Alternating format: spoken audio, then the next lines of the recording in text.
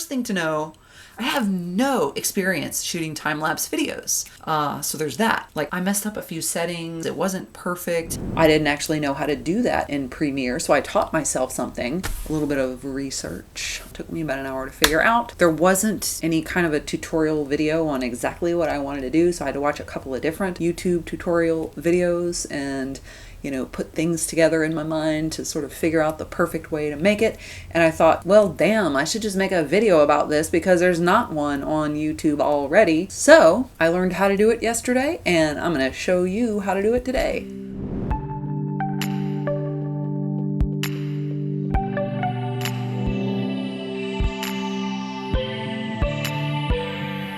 What's up, YouTube? I am Lauren Holly, also Graphic Nation with a K all over the interwebs. Thanks so much for tuning in. And I'm super excited.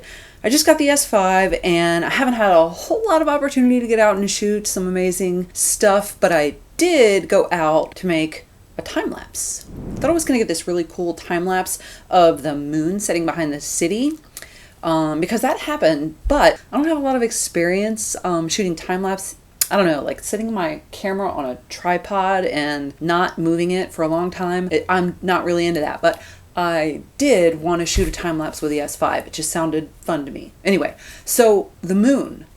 I ended up not really getting a time lapse of the moon, which is what I intended to get. But I thought, well, my timing is off today, but I can come back tomorrow because the moon's going to set 40 minutes later on tomorrow, and that'll be perfect. The lighting will be great. Except for on tomorrow, this was a few days ago now. Anyway, but the following day, there was a cloud bank covering the entire sky. So no visibility on the moon or anything else. So that didn't exactly happen. But I did get a time lapse of the sunrise on that day. And I got some still footage of the moon. So I thought, why don't I just put those two things together and create like a cool little moon time-lapse animation thing in Premiere. Use like a mask or whatever, the sort of same concept of, how you would do that in Photoshop, except I had to learn how to do it in Premiere, which I didn't previously know. And that is when it occurred to me that maybe you might want to know how to do it too. So let's take a look at my time-lapse from the sunrise. Take a look at my moon pictures and see if we can put those two things together, create a little animation, drop in a mask layer, show you how I did it right now. All right, here's a look, my time lapse. And this is, by the way, a manual time lapse. I did shoot the in-camera JPEG time lapse where you can, make it in camera. But, this is my first time shooting time lapse and I got a couple of settings wrong. I actually like to shoot a little bit underexposed. Just on average, I always do that. So the blacks were just crushed in the JPEG. And so, that didn't go great.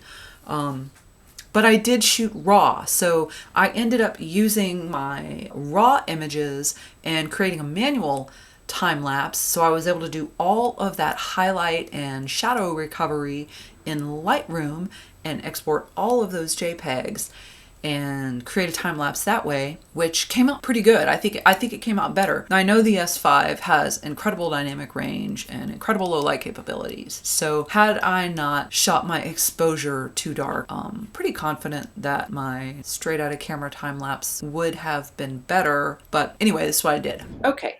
Now, I'm not going to go into too much detail about how I created my manual time lapse because there are a lot of videos where you can find out how to do that.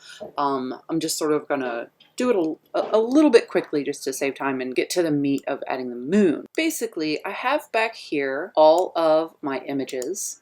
And I'm going to go ahead and select all by using, I'm on a Mac, so it is Command A for select all. And then I am just going to drag those onto my timeline. Okay, so all my pictures have imported and they are in the correct order. I'm sort of scrubbing through here now, you can see that. Now what I need to do is change the timing of these because the default setting for images I think is like 5 seconds, but I want to change that to go a lot faster. And the way that I'm going to do that is by selecting all here again. That was Command A on an Apple. I'm not sure what it is on a PC. And then I want to go to speed duration. And you can see my duration is pretty long here, and I want to change it to be much shorter. The most critical thing also is to make sure you have this ripple edit shifting trailing clips, because that's going to keep everything tight together. Otherwise, everything would not like be together. It would space apart. So you just make sure you check this. And I'm just going to go in here. I'm going to make that a 0, a 0, and a 1. And say OK, and you'll see all my images just got a whole lot smaller. So small you can't even see them now. But you can see they take up much less space in the timeline, and it's going to play much faster now. So you can kind of see that. All right, so now that I have my manual time-lapse movie, I'm going to go over here to this panel and search for that sequence by typing it in here. You can see it right here, and I'm just going to pop that into my timeline. So you could see my movie in here. The next thing we're going to do is hop on over to Photoshop so we can create the transparent moon graphic that is going to sit right behind the city here. All right, now that we're in Photoshop and I've got my moon here, I want to separate the moon from the background because I need to make the background transparent. So this is a super easy selection. I can use my selection tool here. I have the quick select brush already in my palette. I could use either that or the magic wand. I'll just go ahead with the quick select tool because this is so easy, being that it's all black. Now I want this exact selection, but you know, if I take it just as it is, I'll probably get a little bit of a black edge. So what I want to do is modify my selection and expand it by about 2 pixels, okay? And then I am going to select the inverse of this because this is selecting the background, but I actually want to select the moon. So select inverse, and I am going to Command C, copy the moon, then Command V, paste my little moon, and there she is. It's a perfect moon. All right, so the other thing that I want to do is I want to give a little bit of a glow to the moon. So I'm going to hold the command key on my keypad, and you'll see that my little hand here, if I'm hovering over this layer, it turns into a little selection. So if I touch this layer, I'll get the selection of the moon. I want to create a new layer and call that glow. Okay, and I want to put this layer below the moon, and I want to fill it with one of these very light sort of pale yellow colors. So I'm going to go and get my eyedropper tool here. That's a nice little pale yellow, and I am going to fill this here with my foreground color. I'll turn the moon off. You can see that. Actually, I'm going to go ahead and name the moon. I like to name things. Okay, so now I have this glow back here, but I actually need to make it glow. So I'm going to go up to Filter and scroll down to Blur, and I'm going to choose Gaussian Blur, and I'm going to blur it, you know, about this much, I think. That looks pretty good. Now, so the reason I wanted all this black space here is because I don't want you to be able to see where this glow stops, because then you would see like a hard line. So I just want to make sure that I have well enough clear space around my moon so that when I save as a transparent ping, you don't have any like hard edges. So you just want to be generous with that space kind of around things when you're doing something like this glow or a drop shadow or something that has like a feather fade, because there may be pixels here that you just can't see until, of course, you slice the image and you sliced it too small to contain all those pixels. So before I make my transparent ping, I have to turn off the background layer. And now we can just go ahead. I'm going to export, save for web. And here we are. So you see all your little save for web options here. I'm going to choose PNG 24. And I'm going to go ahead and save this. Okay, so now that I have my time-lapse video on my timeline, I want to go and grab my transparent moon image that I created in Photoshop. I have it right here, and I'm just going to drag it on my timeline, and I am going to put it all the way from start to finish. It's going to go from the beginning of my video to the end of my video. So there's my moon. And of course, it's a little big, you know, so I'm going to have to make a couple of adjustments. I need to resize the moon, make it a little smaller. I'm going to want to blend the colors a little bit and make it look a little bit more natural. And I'm also, of course, going to add the animation to create the moon setting behind the city. And I'll have to create a mask so that I can drop it behind the building. So there's quite a bit of work to do here. First thing is first, let's go ahead and double click on the moon and let's get it about the right size. Now I'll just, you know, be really kind of as accurate as I can be from my memory. I shot this on the S5 with the 20 to 60 millimeter lens, and in reality the moon was probably, you know, it would have looked about this big with that lens. Okay? In real life though, the moon appeared to the naked eye a bit larger, probably more something like this is what I remember the moon actually looking like. But for this animation, I kind of want to exaggerate that a little bit. So I think I'm going to make the moon about this big. Now the other thing that I want to do is blend the colors a little bit, because if you kind of look at it, there's too much contrast, and the craters in the moon, they never look like this with your naked eye when you're sort of looking up at the moon in the sky like this. So there's a really easy way that I can blend these colors a little bit. And if I just select my moon and go over to opacity here and look at the blending mode and change that to screen, and boom, my moon looks so much more natural now. And to take it a step even further, I kind of want to soften it, so I'm going to take the opacity down to about 88%. And I think that that looks just a little bit more natural. Now the next thing I want to try and do is create my animation. When I arrived at this location, the moon was actually sort of somewhere up here in the sky, and it just sort of moved in a diagonal in this direction, and it dropped right down behind this building. Sort of a little Easter egg in my first frame here. That's the actual moon right there. So we're going to create this animation and have the moon follow this path that actually happened. All right, so let's go ahead and create our animation. I'm going to actually start my animation at the end of my clip here where I want the moon to end up. And the reason I'm doing that is because the starting point is actually going to be out of frame. I just think it's a little easier to start at the end here, which is still inside the frame. So I've got my marker here at the end, and I'm going to go up to position and add a keyframe, which puts this little blue dot here. That's the keyframe right there, if you can see it here. And that's for my ending position.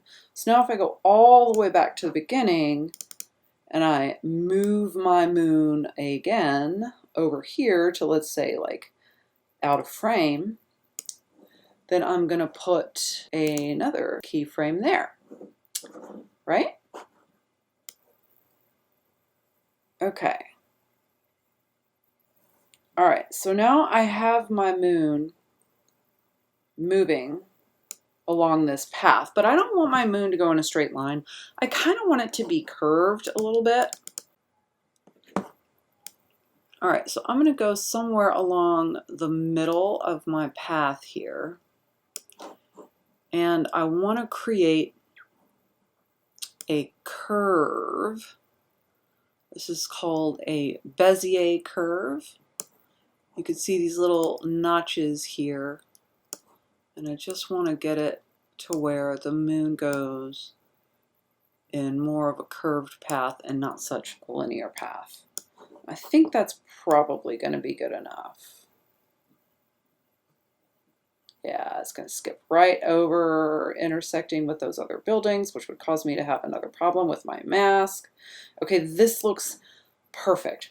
All right, so I've got my animation in place, but obviously there's this weird problem that the moon is setting and it is in front of the buildings, which is obviously not possible. So I want to create a mask so the moon can actually set behind the buildings. And the way that I'm going to do this, now there's probably more than one way to do it, but I'm going to do it this way. I'm going to actually make a copy of my cityscape, which is this manual time-lapse sort of green piece right down here.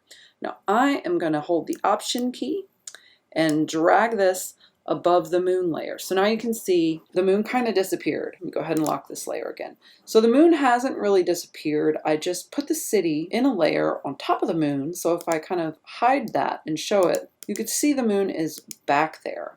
But what I actually need to do is create a version of the city where just this little part right here of these buildings makes this mask so that when my moon sets, it sets behind the city. Okay, so now what I need to do is, first of all, I need to unhide my city layer here. So I'm gonna touch that, and now sort of the moon is kind of disappearing, right? But it's still back there. So the city layer that's in the foreground, I need to actually knock out the shape behind here where I want the moon to drop out. So I'm gonna go over here and create a mask using these little shape tools. Now, the whole concept of this, let me just draw a box here so you can sort of quickly see how this works. So once my moon comes around, it's going to disappear behind the mask, right? But it's not as simple as drawing a box. I need to actually create a custom, unique shape. Okay, so I'm going to go up here and I'm going to delete the mask that I just made with a box, and I'm going to recreate that same thing using this little Bezier curves tool. Okay, so I have my pen tool, and I'm going to zoom up to about 400%, and I'm going to scroll over in my window to find that little nook, and it's right in here.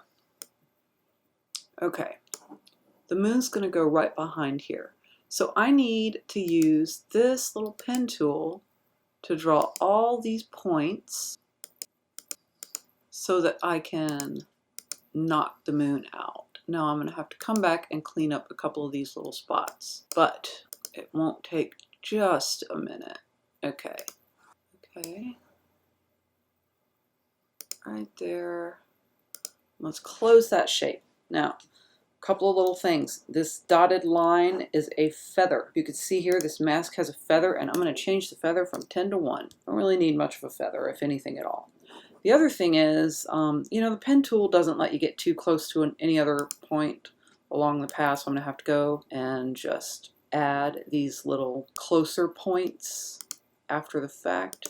All right, so I'm going to go in here, get these little points down. Now this is looking pretty good. These little notches right here, this is what the Bezier curve is. Gives you these little handlebars where you can kind of make things look just perfect. Now I have the most complex part of this shape kind of nailed down, but I need to zoom out just a little bit. Let's go to about 150. And I only need enough of the mask to conceal the moon. I don't really need the entire scene. I just need to hide the moon. So I'm just going to go and move these points just far enough. And let's zoom out a little bit even more. Just far enough so that my moon can sit right behind that little patch. And this is going to be good enough. So you can see along this timeline, created this nice, perfect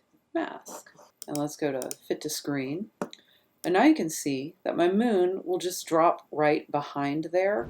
All right, you guys, so I decided I wanted to change things a little bit. It was really bothering me that my moon was just dropping in from up here out of frame, even though that's what really happened. The moon did come from this upper area and kind of drop in like this. But I really think it looks better in my layout to have the moon start out a little smaller here and then end up over here. So I was really trying to avoid creating this really more complicated mask over here, but screw it. Let's do it. All right, so what I didn't show you is that I already went in and adjusted my mask here on this little point right over the west end. Can you see the moon popping behind there? Let me zoom in, give you a closer look at that. Okay, here's the west end.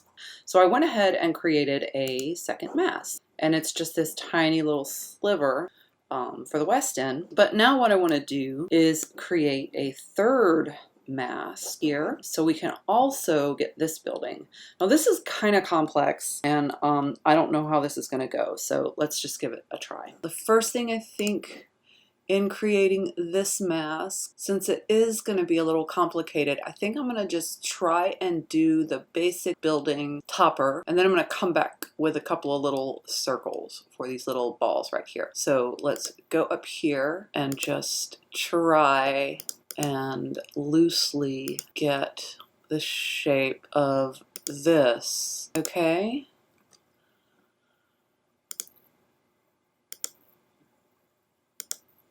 All right up here. Close that shape off. Here again, I want to change my mask feather, make sure I'm on the right mask. The default is 10, so I'm just going to put it to 1. I actually have it 2, a default 2. Okay, these points, they really need to be tweaked just a little bit. I realize this is very tedious, but I guess if you want to know how to do it, you want to know how to do it, right? Now, I want to see what this is looking like. Scrub my timeline over. This is pretty good. Pretty good. We need to pop in those little circles to make it believable. Now, I'm going to add another mask, just a circle of a mask. Okay, you see how cool this is, right? That's like so cool. Okay, hold on.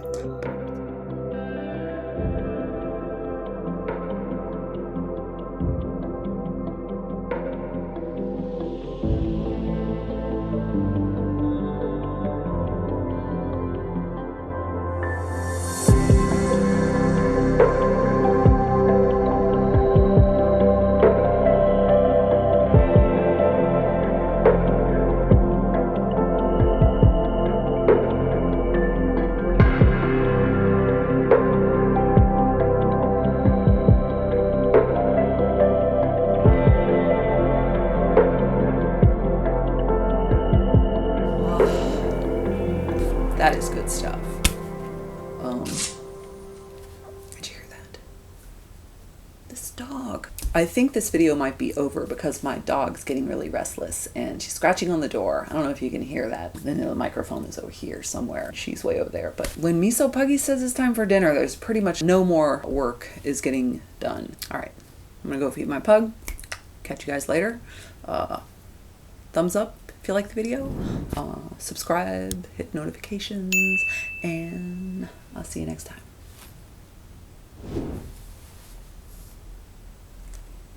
What is this? It's the Summicron 35mm f2.0 Leica Summicron. That's what it is. Check out that bokeh back there. Isn't that gorgeous? I'm loving the S5, and I'm loving my Leica lenses on the S5. Miso Puggy. All right, I'm coming.